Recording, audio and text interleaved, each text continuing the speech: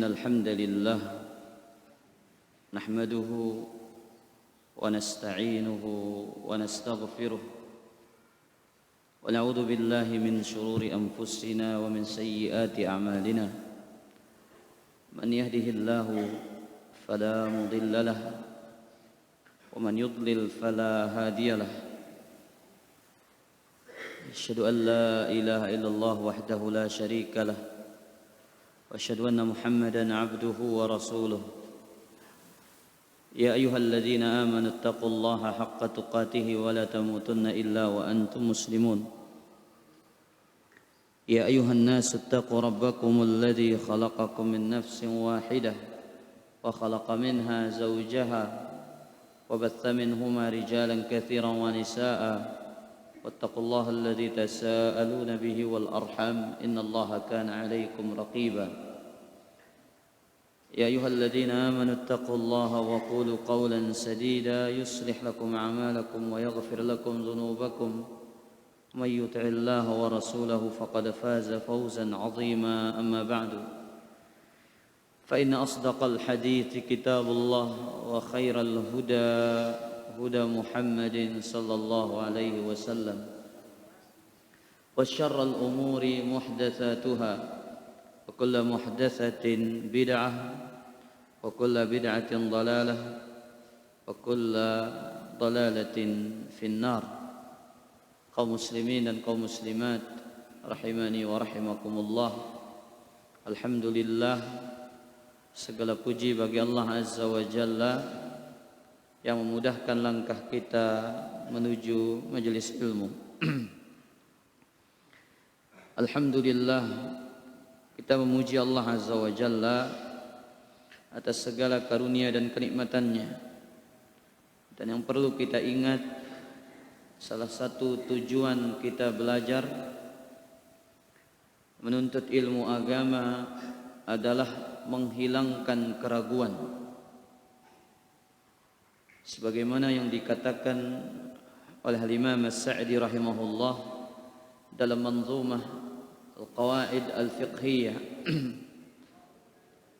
Apa kata beliau? I'lam hudita anna afdalal minan ilmun yuzilu syakka anka waddaran.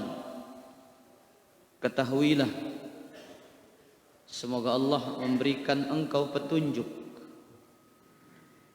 di antara nikmat yang paling utama, di antara karunia yang paling utama adalah ilmu yang menghilangkan dari dirimu keraguan dan menghilangkan kotoran-kotoran hati.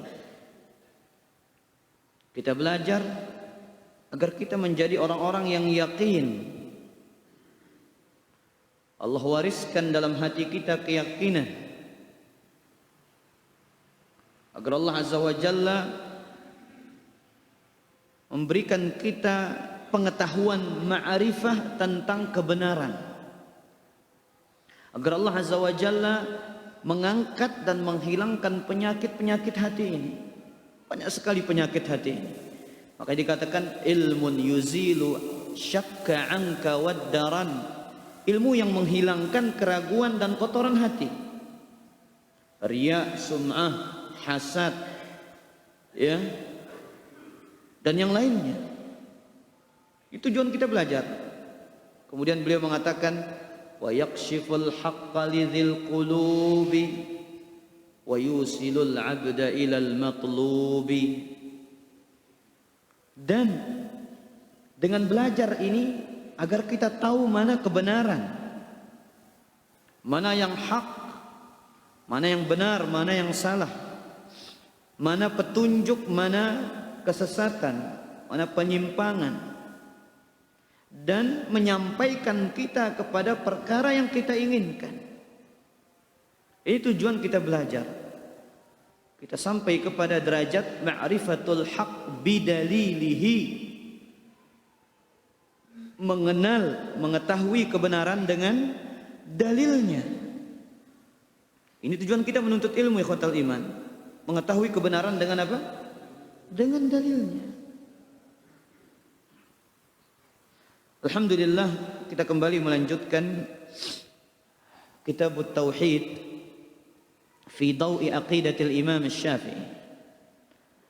Aqidah tauhid dari berdasarkan akidahnya Imam Syafi'i rahimahullah. Bab hukmil bina'i 'ala al-quburi wa tajsisiha. Bab hukum membangun di atas kuburan dan menyemennya. Wa an Jabir bin Abdullah, dari sahabat Jabir bin Abdullah, semoga Allah meridhoinya, qala, beliau mengatakan, naha Rasulullah sallallahu alaihi wasallam an tajsisil qubur. Nabi sallallahu alaihi wasallam melarang menyemen kuburan. Wal kitabati 'alaiha, dan menulis di atasnya. Wal julusi 'alaiha, dan duduk di atasnya. Wal bina'i 'alaiha, serta membuat bangunan di atasnya. Hadis ini riwayat Al-Imam At-Tahawi dan Al-Imam Muslim. Wa an Ibnu Abbas radhiyallahu anhuma, kemudian dari sahabat Abdullah bin Abbas, fi qaulillahi ta'ala, ketika beliau mentafsirkan firman Allah, wa qalu la tadharunna alihatakum wa la tadharunna waddan wa la suwa'an wa la yaghutha wa ya'uqa wa nasra. Surat Nuh ayat ke-23. Dan mereka mengatakan, janganlah kalian meninggalkan Tuhan-Tuhan kalian. Janganlah kalian sekali-kali meninggalkan penyembahan kepada Wad, Suwa', Yaguth, Ya'uq, dan Nasr. Apa kata Abdullah bin Abbas? Hadhihi asma'u rijalin salihin min qaumi Nuh. Mereka ini adalah nama-nama orang-orang salih dari kaumnya Nabi Nuh. Siapa? Wad, Suwa', Yaguth, Ya'uq, Nasr. 5 orang. Kata Abdullah bin Abbas, mereka ini adalah nama orang-orang salih yang ada di kaumnya Nabi Nuh alaihi salatu wassalam. Falamma halaku auha syaitanu ila qaumihim. Ketika mereka meninggal dunia, setan membisikkan kepada kaumnya. Apa bisikan itu? Aninsibu ila majalisihim allati kanu yajlisuna 'alaiha nasba. Agar meletakkan tugu. Dibuatkan apa? Tugu di tempat yang dahulu mereka biasa bermajlis. Ya, awalnya dibisikkan oleh syaitan, buatkan apa? Tugu dulu. Buatkan prasasti, tempat mereka biasa bermajelis. Wasammauha bi asma'ihim. Kemudian setiap tugu itu diberikan nama-nama mereka. Fafa'alu wa lam tu'bad. Mereka pun melakukannya, tapi ya, tugu-tugu itu belum disembah. Idza halaka ulaik. Kemudian tatkala orang-orang yang membuat tugu ini meninggal dunia, nusyal ilmu ubidat, orang-orang lupa ilmu tauhid dan tugu-tugu itu pun disembah. Baik. Dalam dua asar ini ikhwatal iman, kita mengambil beberapa faidah. Faidah yang pertama adalah bayanun nahyi an tajsisil qabri. Larangan dari menyemen kuburan. Jadi antara perkara yang dilarang adalah menyemen kuburan. Kuburan yang ada di zaman Nabi alaihi salatu wassalam dan di zaman para sahabatnya itu hanyalah tanah. Ya, hanyalah tanah. Mereka tidak pernah menyemen kuburan. Bahkan hadis ini menjadi bukti dan dalil akan larangan perbuatan itu. Kalau kita melihat bentuk kuburan, ya, yang diajarkan oleh Nabi Shallallahu Alaihi Wasallam, ada kriterianya secara syar'i. Ada beberapa kriteria kuburan yang syar'i. Satu, kuburan itu dalam, luas, dan bagus galiannya. Ini kuburan yang diajarkan oleh Nabi SAW. Ya, dalam, kemudian luas, kemudian bagus galiannya. Dalilnya mana? Hadis riwayat Abu Dawud. Ketika Nabi SAW memakamkan para syuhada, para sahabat yang mati syahid di perang Uhud, apa kata Nabi SAW kepada para sahabat yang menggali kuburan? Ihfiru wa awsi'u wa a'miqu wa ahsinu. Galilah, galilah, luaskanlah, perdalamlah, dan baguskanlah. Berarti yang pertama tiga: dalam, luas, bagus. Kriteria yang kedua, membuat lahad atau syak. Membuat lahad atau syak. Lahad itu, ya, galian yang langsung berada di bawah galian yang ke arah kiblat itu, atau lubang kecil yang dibuat di arah kiblat, itu namanya lahad. Kemudian syak adalah lubang yang digali antara dua sisi kuburan yang berada di tengah-tengah. Ini namanya syak. Seperti kebanyakan kuburan kita para jamaah. Kebanyakan kuburan kita ini menggunakan syak.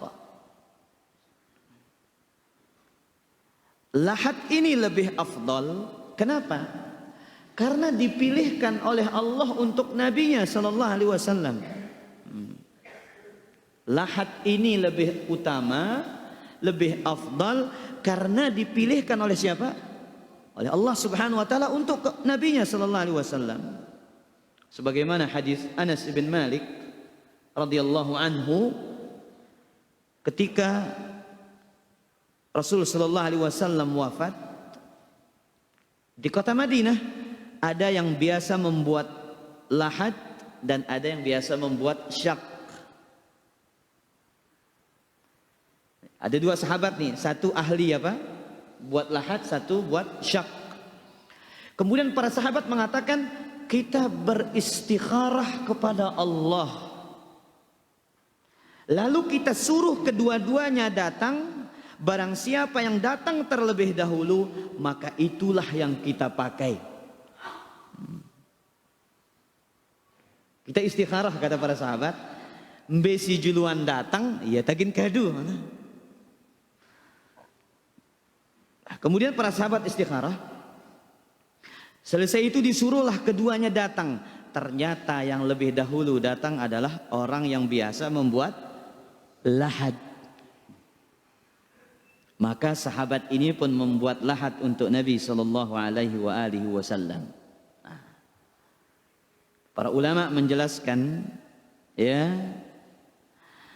bahwasanya yang lebih utama itu adalah lahat karena itu pilihan Allah untuk nabinya. Tapi Al-Imam An-Nawawi dalam kitab Al-Majmu' Syarah Al-Muhadzab menjelaskan kedua-duanya ini boleh para jamaah. Apa kata beliau?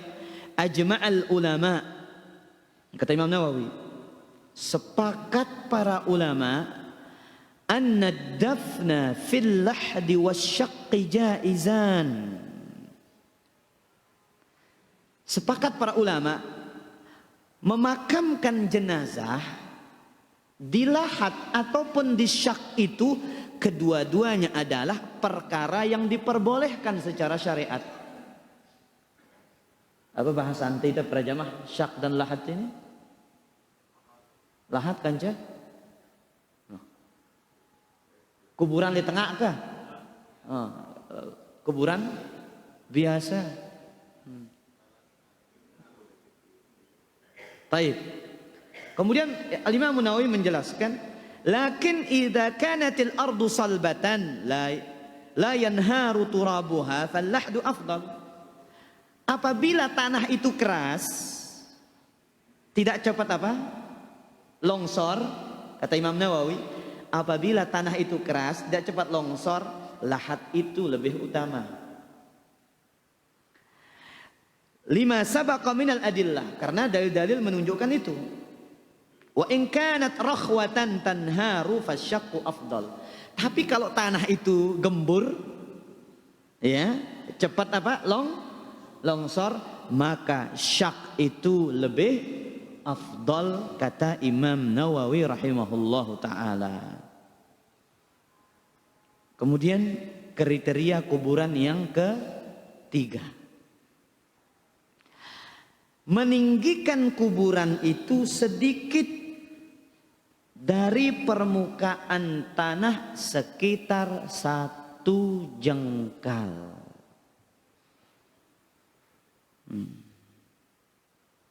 Sekitar berapa? 1 jengkal. Berdasarkan ya hadis yang diriwayatkan oleh Imam Ibnu Hibban dari Jabir bin Abdullah, anna Nabi SAW ulhida lahu lahdun. Nabi SAW digalikan kuburannya dengan bentuk lahad. Wa nasaba alaihi labina nasban. Kemudian ditutup dengan batu bata. Wa rafa'a qabrahu minal ardi nahwa minas shibri. Kemudian diangkat dari tanah itu sekitar seukuran 1 jengkal. Itu kuburan Nabi sallallahu alaihi wasallam. Enggak sejengkal para jamaah. Benengka jelailala kubah di atas. Ya, kuburan mewah. Subhanallah. Lihat, ini penuturan Jabir. Nah, Jabir menuturkan ini bentuk kuburan Nabi sallallahu alaihi wasallam, seukuran 1 jengkal.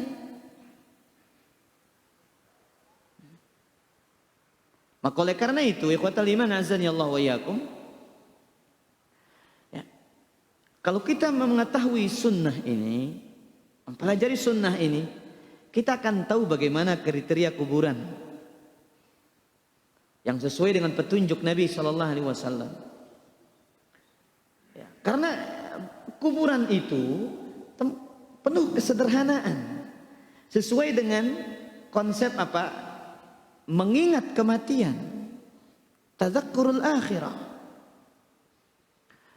Maka lihat kata Imam Nawawi rahimahullah. Ini kata Imam Nawawi ini. Beliau mengatakan fihi anna sunnata annal qabra la yurfa'u 'alal ardi raf'an katsira. Hadis ini menunjukkan kuburan itu jangan ditinggikan terlalu tinggi, terlalu atas.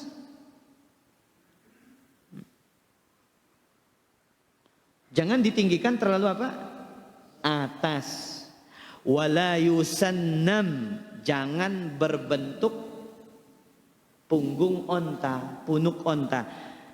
Ingat para jamaah, jumhurul ulama, mayoritas para ulama mengatakan sunnahnya seperti apa? Ya, punuk onta itu. Tapi kalau madhabnya Syafi'i mengatakan enggak para jamaah. Kalau madhab Syafi'i itu mereka berpendapat bentuk kuburan itu adalah as-satah, musattah, apa namanya? Rata. Tapi kalau jumhur mayoritas mengatakan apa? Seperti punuk onta itu, punggung onta itu. Berbentuk bahasa perahu. Makanya dalam kitab yang terkenal itu, kitab Mata Nabi Syuja, apa katanya? Wa yusattahul qabru wa la yubna alaihi wa la yujassasu. Kuburan itu mesti rata, ya, tidak dibangun di atasnya dan tidak diberikan semen. Ini disebutkan dalam kitab ulama Syafi'i. Ya, dalam kitab Matan Abi Syuja. Baik, kemudian kata Imam An-Nawawi rahimahullah, bal yurfa'u nahwa shibrin wa yusattah, tapi diangkat seukuran berapa? 1 jengkal para jemaah. Wa hadza madhhabus Syafi'i, dan inilah madhabnya Syafi'i. Kenapa para ulama jumhur berpendapat para jemaah kuburan itu bentuknya seperti apa? Punuk onta itu berdasarkan hadis Bukhari dari Sufyan At-Tammar annahu ra'a qabran Nabi SAW musannaman, bahwasanya beliau melihat kuburan Nabi sallallahu alaihi wasallam bentuknya seperti punuk onta. Ini hujjah dan dalilnya jumhurul ulama. Taib, yang keempat, memberi tanda dengan batu. Para jamaah, kenapa ditinggikan 1 jengkal? Abu Hirzi, kumbena kuburan harus tingginya sejengkal.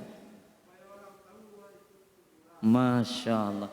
Untuk membedakan itu adalah kuburan. Orang tahu itu kuburan ya kota Liman.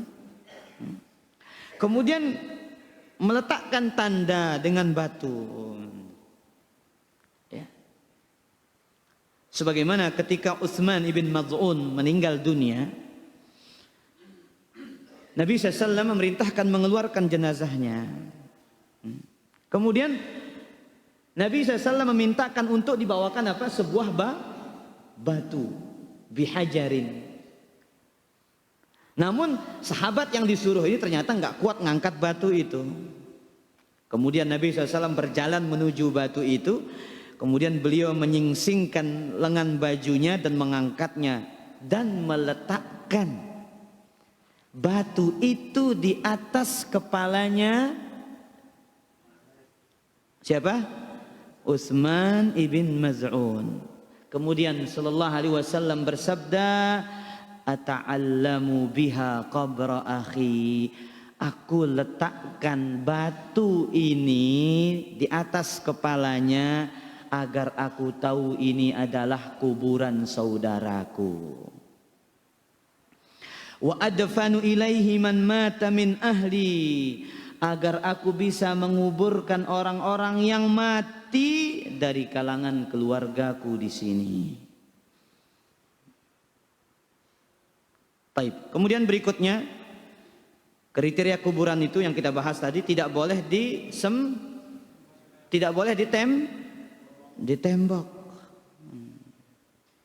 Tidak boleh disemen, tidak boleh ditembok. Perhatikan ucapan Al-Imam Syafi'i.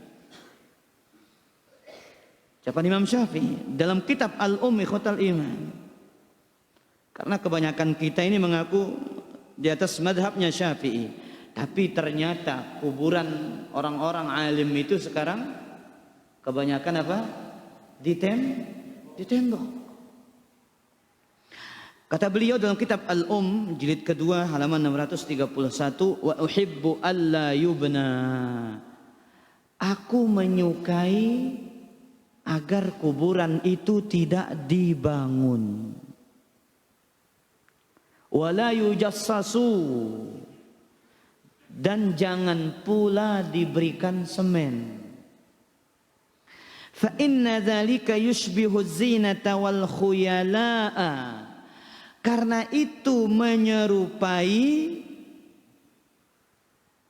menghias kuburan dan berbangga dengan kuburan. Walaisal mautu mawdi'a wahidin minhuma. Sedangkan kematian itu bukan untuk perhiasan dan bukan untuk berbangga. Ini alasan Imam Syafi'i. Imam Syafi'i mengatakan, lamun tenembok kuburan niki, lamun tenghias kuburan niki, bangun kuburan niki, berarti ini salah satu bentuk macam menghias dan membanggakan kuburan. Sedangkan kematian niki bukan momen untuk berbangga dan menghias. Walam aral kubural muhajirin wal ansar mujassasah. Dan ini bantahan telaknya Imam Syafi'i. Apa kata beliau?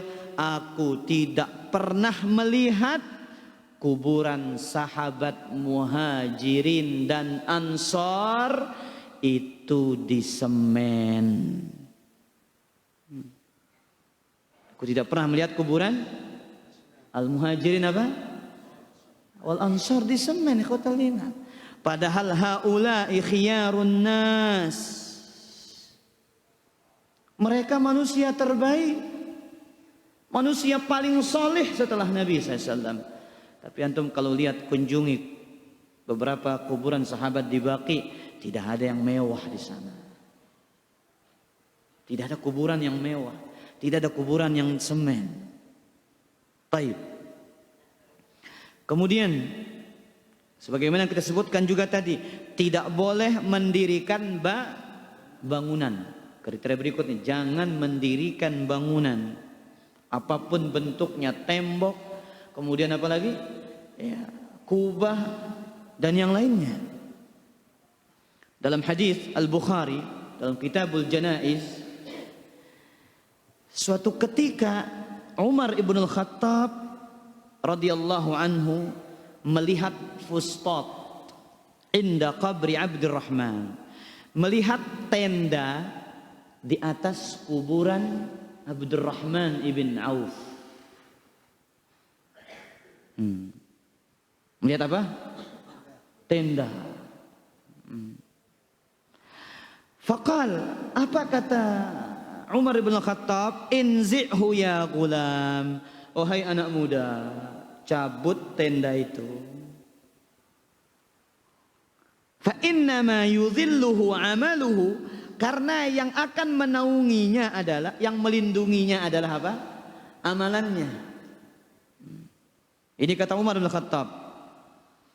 Yang akan menaungi dia, yang akan melindungi dia adalah apa? Amalannya. Sebagaimana yang dikatakan oleh Nabi sallallahu alaihi wasallam, yatba'ul mayyita thalathatun. Yang mengikuti orang mati itu berapa? 3. Ahluhu wa maluhu wa amaluhu. Hartanya, keluarganya, dan amalannya. Fayarji'u thnani. Yang balik berapa? 2. Apa yang balik? Keluarganya dan hartanya. Wa yabqa thalithun, yang tertinggal yang 1, yaitu apa? Amalannya. Itu yang akan tetap bersama dia.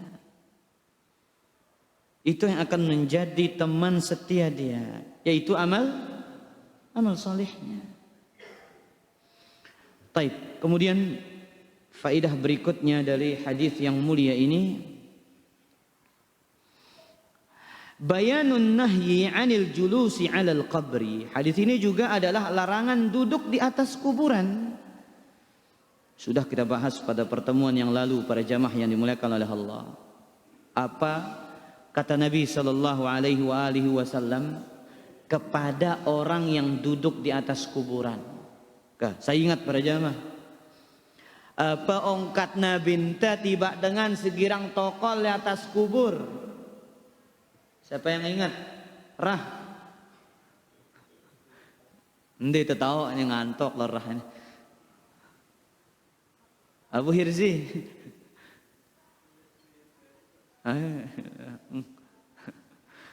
Engkau jangan para jamaah. Apa ongkat nabinta? Tiba dengan si tokol di atas kubur. Lebih baik duduk di atas bara api sampai membakar bajunya dan menembus kulitnya. Dalam Sahih Muslim para jamaah, dari hadis Abu Hurairah. Ingat ini para jamaah, la an yajlisa ahadukum ala jamratin fatuhriqa thiyabahu fatakhlusu ila jildihi. Seorang duduk di atas bara api, kemudian membakar bajunya, pakaiannya sampai menembus kulitnya, khairun lahu min an yajlisa ala qabrin. Lebih baik daripada dia duduk di atas kuburan. Makanya ini hikmahnya kenapa jangan di semen. Lamun ada semen ngombe tadahna. Bagus ontek-ontekan tabarnya. Bagus petokol tabare. Ya. Jadi ini hikmahnya kenapa dilarang. Dan sudah kita jelaskan kenapa dilarang duduk di atas kuburan, nginjak kuburan. Ibnu Qayyim sudah menjelaskan itu. Apa hikmahnya para jamaah?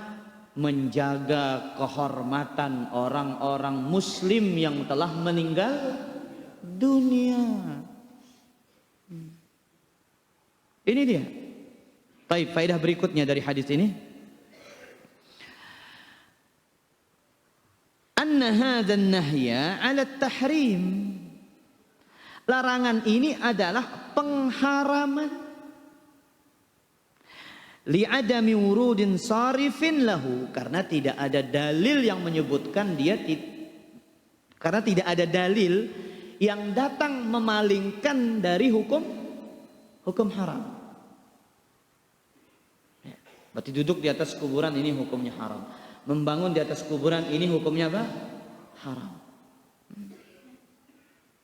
Menyemen kuburan ini hukumnya haram. Ya, meskipun ya sebagian para ulama berpendapat ini adalah hukumnya adalah makruh. Baik. Kemudian faedah berikutnya, annal ghuluwa fis salihin sababun liibadatihim min dunillahi wa tarkud din bil kulliyah. Gulu, berlebihan kepada orang-orang salih adalah sebab yang mengantarkan untuk beribadah kepada mereka dan menjadikan mereka meninggalkan agama ini secara keseluruhan. Lihat para jemaah, kaumnya Nabi Nuh itu awalnya cuma dibisikkan apa?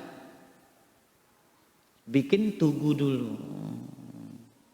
Ya. Suruh bikin tugu. Tapi ilmu itu masih ada. Cuman tugu. Karena ilmu itu masih ada. Kemudian Abdullah bin Abbas mengatakan, wa nusiyal ilmu ubidat. Ketika ilmu itu sudah dilupakan, akhirnya tugu-tugu itu jadi berhala-berhala yang disembah.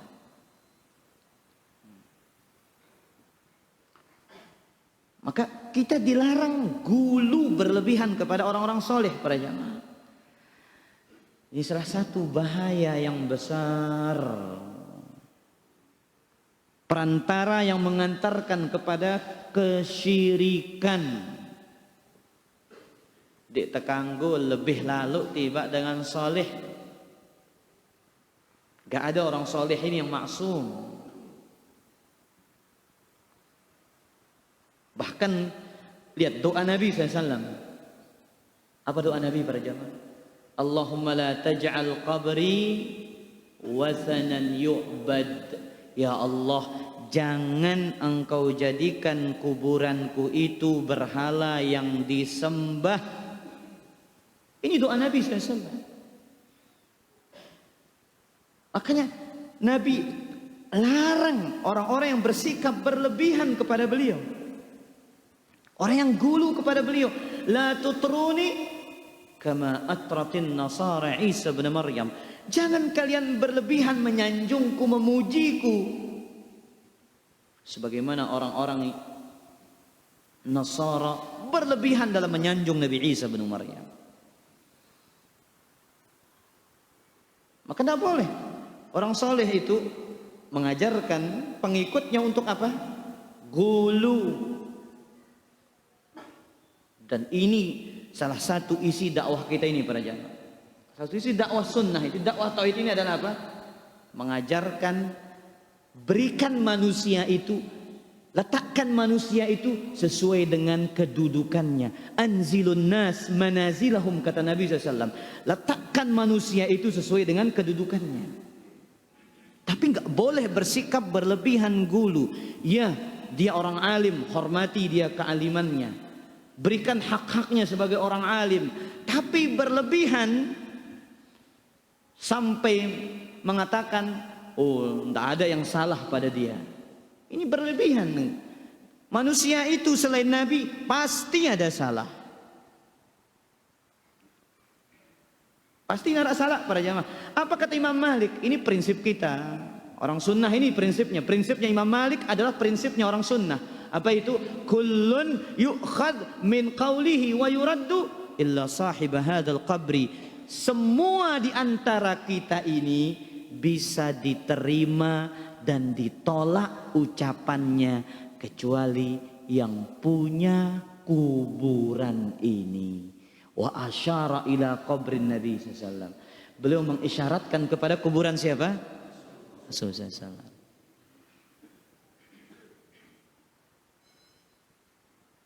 Maka salahlah ucapan yang mengatakan tidak ada orang alim yang mengajarkan salah. Betul, tidak ada orang alim mengajarkan salah, tapi orang alim pasti salah. Nah, itu dia para jamaah. Betul, tidak ada orang alim mengajarkan apa? Salah. Betul. Tapi orang alim pasti salah. Maka inilah yang menjadi hujjah, jangan berlebihan kepada orang-orang saleh. Faedah berikutnya. At-tahdhir min at-taswir wa ta'liqis suwar la siyama suwarul uzama. Peringatan dari menggambar dan menggantung gambar. La siyama, terlebih gambar orang-orang yang ditokohkan.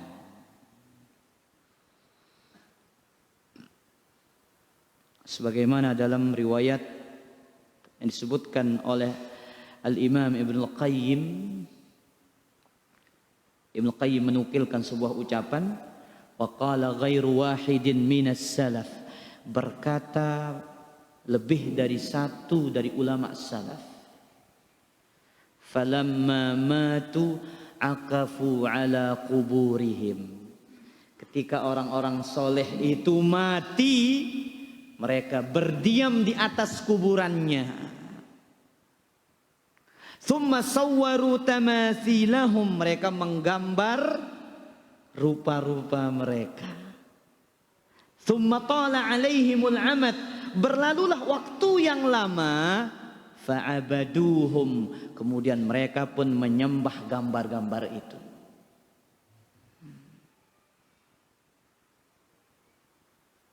Makanya kata Nabi sallallahu alaihi wasallam, asyaddun nasi azaban yaumal qiyamah al-musawwirun. Orang yang paling keras siksanya pada hari kiamat adalah orang-orang yang menggambar makhluk yang bernyawa. Berarti salah satu hobi yang terlarang itu adalah ya, menggambar makhluk yang bernyawa. Allah suruh nanti pada hari kiamat, buatkan dia apa? Nyawa. Baik. Kemudian faedah berikutnya, at-tahdziru min makri syaitan wa 'ardihi al-batila fi suratil haqq. Memperingatkan dari tipu daya setan, dan ia menampakkan kebatilan itu dalam wujud kebenaran. Para jamaah, salah satu tipu daya setan itu apa? Merubah kebatilan dari apa? Jadi wujud kebenaran. Ini salah satu tipu daya syaitan. Bagaimana cara kita mengetahui itu tipu daya syaitan? Dengan ilmu. Ilmu ini akan menghilangkan syubhat. Makanya para ulama mengatakan ilmu itu mewariskan dua hal. Mewariskan apa? Dua hal. Dikatakan oleh Syekh Hamud Al-Furai ketika mensyarah Manzumah Al-Qawaid Al-Fiqhiyah, ilmu itu yurisul amrain, mewariskan dua perkara. Yang pertama, yurisul yaqin fayadfa'u bihi syubuhat. Ilmu itu akan mewariskan dalam hati kita keyakinan yang dengannya kita menolak syubhat. Ini syubhat ini. Ini dalil dipakai syubhat. Kenapa? Kita tahu ilmunya. Karena ilmu itu mendatangkan keyakinan. Orang berbuat syirik pakai dalil apa enggak? Ya jelas para jamaah. Banyak dalil yang dipakai untuk membela kesyirikan. Kemudian yang kedua kata Syekh Hamud Al-Furai itu, wa yurisul iman fayadfa'u bihi syahawat. Ilmu itu mewariskan keimanan yang dengannya seseorang menolak syahwat. Iman ini yang dengannya kita melawan syahwat itu. Ya. Nah, azan ini. Masih jam berapa azan para jamaahnya? Karing 2 menit. Baik. Yang kedua, ilmu itu mewariskan apa? Iman yang dengannya akan menolak syahwat. Kita belajar, datang yakin. Dengannya kita tahu, oh ini syubhat. Kemudian kita belajar agar menambah nilai iman sehingga kita bisa melawan syahwat dan hawa nafsu kita. Apa fitnah yang paling berbahaya? Dua, syubhat dan syahwat. Dan ilmu itu adalah sebagai penangkal. Maka semakin jauh dari ilmu, syubhat semakin mudah menyambar dan syahwat semakin mudah mengalahkan pemiliknya. Baik. Kemudian faedah berikutnya,